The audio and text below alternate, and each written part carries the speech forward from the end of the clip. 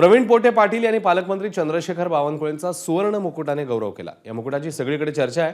दरम्यान तो मुकुट सोन्याचा नसून पितळेचा आहे आणि या मुकुटावर सोनेरी पॉलिश करण्यात आल्याचं स्पष्टीकरण प्रवीण पोटेंनी दिलं। यापूर्वी नारायण राणे, राजनाथ सिंग यांना देखील असा मुकुट दिल्याचं प्रवीण पोटेंनी म्हटलं। तर अमरावतीमधील त्यांच्या प्रथम आगमनानिमित्ताने तसंच त्यांच्या कार्याचा गौरव आणि सन्मान करण्यासाठी भाजप अमरावती शहरकडून प्रवीण पोटे पाटील यांनी सुवर्ण मुकुट चढवत बावनकुळेंचा भव्य सत्कार केला।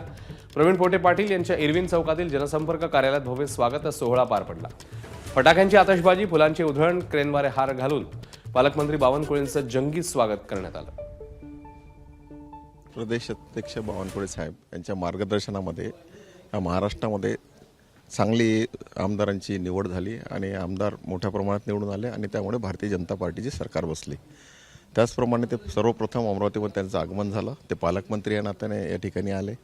आमचं भारतीय जनता पार्टीचं आमचे कार्यकर्ते, पदाधिकारी यांचं कर्तव्य होतं, सगळ्यांची डिमांड होती की आपण त्यांचा चांगला सत्कार घेतला पाहिजे। या अनुषंगाने आपण त्यांना पितळचा मुकुट दिला। आता तो त्याला सुवर्ण पॉलिश असलेला मुकुट आहे। त्या दृष्टिकोनातून आपण त्याचा चांगला सत्कार घेण्यात या ठिकाणी आलेला आहे। अर्धा किलोचा असेल पितळचा, त्याचं एक्झॅक्टली वजन सांगता येणार नाही, पण तो एक सन्मान म्हणून आपण त्यांना दिलेला आहे। एबीपी माझा, उघडा डोळे बघा नीट।